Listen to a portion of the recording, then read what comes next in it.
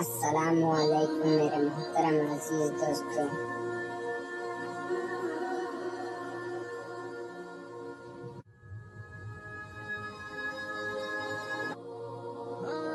میرے محترم عزیز دوستوں، کسی علاقے میں 63 سالی تھی اور جانور سب کچھ کھا کر فارغ ہو گئے تھے۔ مزید کچھ کھانے کو رہا ہی نہیں تھا۔ مویشی مالکان بے حد پریشان تھے۔ اس دوران ایک مسجد کے مولوی نے جمعہ کے خطبے میں نہایت یقین کے ساتھ یہ بات بتائی کہ اللہ کا نام لے کر یعنی بسم اللہ پڑھ کر دریا کو حکم دیا جائے تو وہ بھی نافرمانی نہیں کرتا۔ شاید یہ اس چرواہے کی زندگی کا پہلا جمعہ تھا۔ یہ بات اس کے دل میں اتر گئی، یقین کا درجہ پا گئی۔ اس نے واپس آ کر اپنی بکریاں کھولی اور سیدھا دریا پر چلا گیا۔ اونچی آواز سے بسم اللہ الرحمن الرحیم پڑھا اور دریا کو کہا وہ اپنی بکریاں چرانے لے جا رہا ہے، اس لیے وہ اسے اپنے اوپر سے گزرنے دے۔ یہ کہہ کر اس نے اپنی بکریوں کو ہانکا اور دریا پر چلتا ہوا دریا پار کر گیا۔ علاقہ گھاس سے بھرا پڑا ہوا تھا۔ درختوں کے پتے بھی سلامت تھے کیونکہ یہاں تک کسی کو آنے کی رسائی نہیں تھی۔ اب تو یہ اس کا معمول بن گیا کہ وہ بکریاں پار چھوڑ کر واپس آ جاتا اور شام کو جا کر بکریاں واپس لے آتا۔ اس کی بکریوں کا وزن دگنا چگنا ہو گیا۔ لوگ چونک گئے اور اس سے پوچھا کہ وہ اپنے بکریوں کو کیا کھلاتا ہے۔ وہ سیدھا سادہ اور صاف دل نوجوان تھا۔ اس نے صاف صاف بات بتا دی کہ جناب، ہم تو دریا پار کر کے اپنی بکریاں چرانے لے جاتے ہیں۔ بات سب نے سنی مگر کسی نے یقین نہیں کیا کیونکہ یہ ناقابل بات تھی۔ مگر بات ہوتے ہوتے مولوی صاحب کے پاس پہنچ گئی۔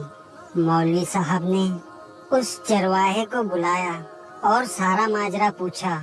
اس چرواہے نے مولوی صاحب کو ہی اپنا ریفرنس بنا لیا کہ مولوی جی، میں تو آپ کے پاس شکریہ ادا کرنے والا تھا کہ آپ نے ایک جمعہ میں یہ نسخہ بتایا تھا کہ بسم اللہ کہہ کر کہ دریا کو حکم دو تو وہ بھی انکار نہیں کرتا۔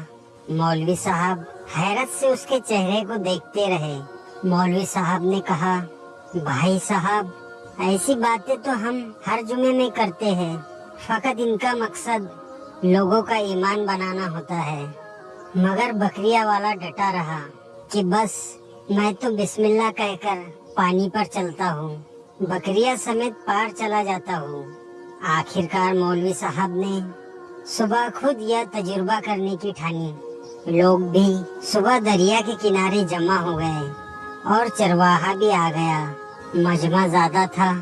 مولوی صاحب نے ایک دو مرتبہ سوچا کہ انکار کر دوں، مگر وہ جو مولوی صاحب کو کندھے پر اٹھا کر لائے تھے اب بھی جوش و خروش سے اللہ اکبر کے نعرے لگا رہے تھے اور مولوی صاحب کے حق میں تعریفیں کر رہے تھے۔ آخرکار مولوی صاحب نے ایک رسہ منگوایا اور پہلے اسے ایک درخت کے ساتھ باندھا، پھر اپنی کمر کے ساتھ باندھا اور پھر ڈرتے ڈرتے ڈھیلا ڈھالا سا بسم اللہ پڑھا اور دریا پر چلنا شروع ہو گئے۔ مگر پہلا پاؤں ہی پڑا تھا کہ شلب سے پانی میں گر گئے۔ مولوی صاحب ڈبکیاں کھانے لگے اور پانی کے بہاؤ میں بہنا شروع ہو گئے۔ لوگوں نے کھینچ کھینچ کر باہر نکالا۔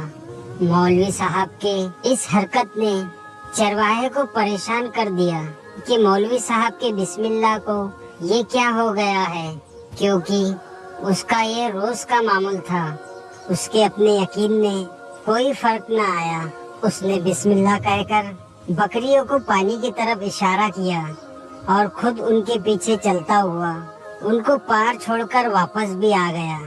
لوگ اسے ولی اللہ سمجھ رہے تھے اور اس کے حق میں نعرے لگا رہے تھے، مگر وہ سب سے بے نیاز سیدھا سادہ انسان تھا۔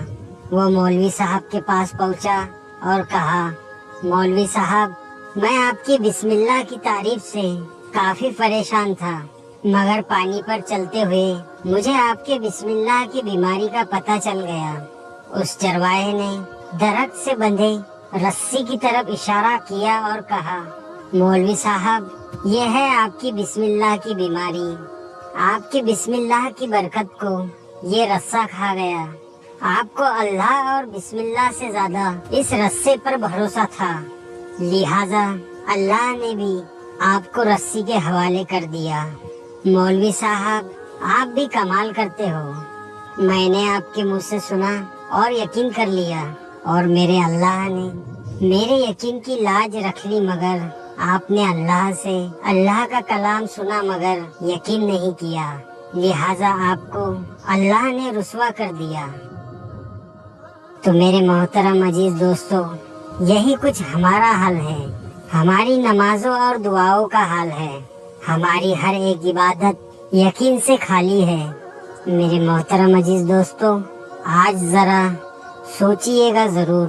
ویڈیو پسند آیا ہو تو لائک اور شیئر ضرور کریں۔ السلام علیکم ورحمۃ اللہ وبرکاتہ۔